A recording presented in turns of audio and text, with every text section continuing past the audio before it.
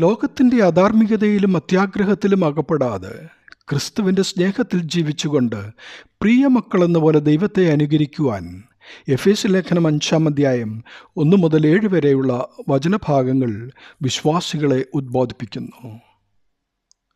ദൈവത്തിൻ്റെ പ്രിയമക്കളായ വിശ്വാസികൾ ദൈവ സ്വഭാവമായ സ്നേഹത്തിലും വിശുദ്ധിയിലും നടക്കണം. ഉയരത്തിൽ സ്വർഗീയ മാലാഖമാർ സ്തുതിക്കുന്നത് പോലെ ഇടവിടാതെ കർത്താവിന് സ്തോത്രം ചെയ്യണം. ദൈവരാജ്യത്തിലേക്ക് പ്രവേശിക്കുവാനാവാത്തതോ അവിടെ നിന്ന് തള്ളിക്കളയുന്നതോ ആയ പാപത്തിൻ്റെ സ്വഭാവമായ ദുർനടപ്പും യാതൊരു അശുദ്ധിയും അത്യാഗ്രഹവും സത്യവിശ്വാസിയിൽ ഇനിയും ഉണ്ടാകരുത്. വിശുദ്ധന്മാർക്ക് ചർച്ചയല്ലാത്ത ചീത്തത്തരം, പൊട്ടച്ചൽ, കളിവാക്ക് ഇവയൊന്നും അരുത്.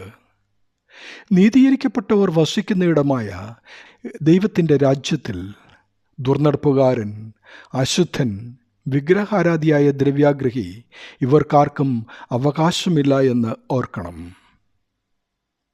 വിശ്വാസികൾ ലോകത്തിൽ നിന്ന് അവരുടെ ജീവിതശൈലിയെ വേർപെടുത്തിക്കൊണ്ട് വേറിട്ട ജീവിതം നയിക്കേണ്ടവരാണ്.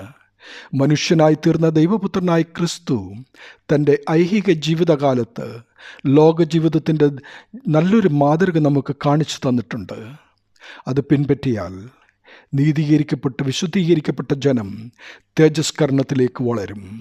അതിന് നമുക്കേവർക്കും ഇടയാകട്ടെ. ദൈവനാമം മഹത്വപ്പെടട്ടെ. ആമീൻ.